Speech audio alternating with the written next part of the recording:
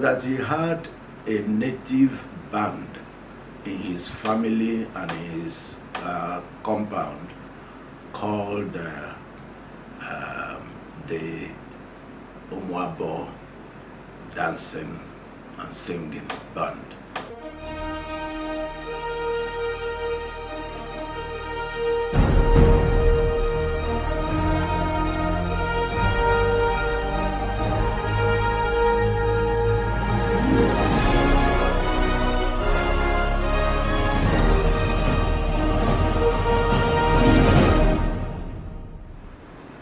Welcome again, viewers. As you can see, we are starting a new series. I'm very sure that you enjoyed the series of Boma Anga, the boy from Agri Road waterfront in Port Harcourt. Well, this new man, Abonta, is from a little bit to the north of Port Harcourt in Abia State. It's a new series, and I'm sure that you're going to enjoy it as much as you enjoyed Anga's series. What I will say, keep date with us. The whole idea is to tell you what God is doing in the lives of people miraculously in our days. Please do not forget to subscribe to this channel. Send these videos to your friends. Be a part of what God is doing. Thank you very much. God bless you. Thank you. Good evening, viewers. My name is Rowland Abonta, born in Akwete, Ndoke, in Okwa East local government area of Abia State in the year 1958. I want to tell you stories of my life within the next few videos that I am making. Let me start with my early life. I was born to a polygamous family of my father and 3 wives. I actually had 15 siblings, and I am the 4th male child, and I think the 6th in the family. I had my early education in Akwete primary school, Akwete Central Primary School, where I did my elementaries 1 to 6, and before moving on to Ndoke Grammar School in Obuohia, Ndoke, for my secondary education. At the early stage of my life, I realized that my mother was very close to church and did participate in all church activities. But my father did not have all that time because he married 3 wives. I believe somehow the church did not accept him so much. So what he did, which was very, very interesting to me at that young age, was that he had a native band in his family and in his compound called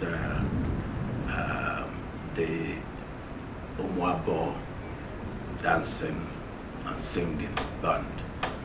His name changed from Ephraim Abonta to the band because he beat the big band that was the anchor music for that singing group.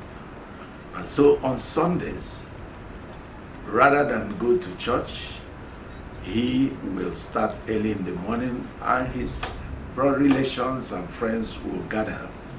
And at the end of the day, They would play music, sing songs, most of the songs Christian songs. So in my family at that early stage, you either followed your mother to church, but there was no compulsion for you to go to church.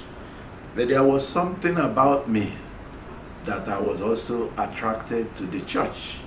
I remember that from the time I got up to maybe primary 3, 4 to 6, I was a member of the chorister in Christ Church Akwete, an Anglican church in Akwete. And of course, participated in choir practices and participated in church services. That was my little experience or early beginning with Christian life.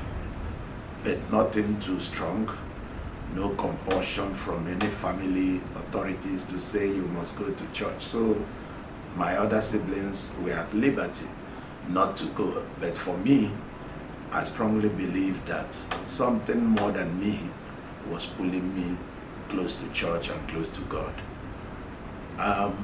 Of course, like I said, finished primary school 1973. The war disrupted the continuity of my primary school, so I finished in 1973, and then the same year opportunity came for me to go to secondary school.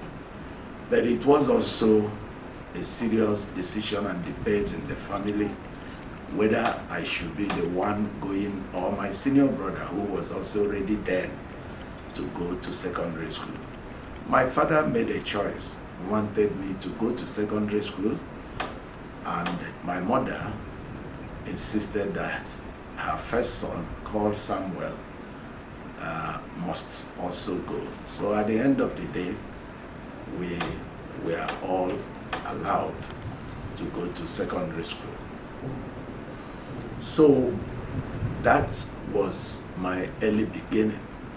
And there are some circumstances. I remember in the primary school that I found myself rubbing shoulders with the children of teachers and headmaster and other such school authorities who were properly being coached on how to be a good student or a good child at school in terms of academics. But I believe today that it must be the hand of God that will make me, when at least the first 5 people in the class after every exam, I will find myself among them, notwithstanding that my parents were illiterate and nobody ever asked about my academic works in order to assist me do homework or do anything.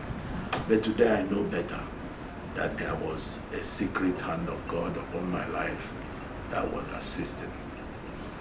So I think in the next video I'm going to tell you much more about my secondary school life, my working experience before going to the university, and then my experience in school.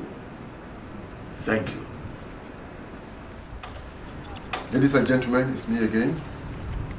The story of ESV, Rowland Abonta, is developing. But just at the very beginning of it, I promise you it's going to be exciting. Particularly by the time that Jesus comes into view, you will know that God does actually move the lives of people, performs miracles. You will hear and see the mighty hand of God in the life of this young man. So please, remember, subscribe to this channel. Click that subscribe button, and we'll bring up for you a small clip titled The Challenge. If you want to give your life to Christ, if you're challenged by anything that Abonta is saying, watch that film and pray the prayer in it with me. God will bless you.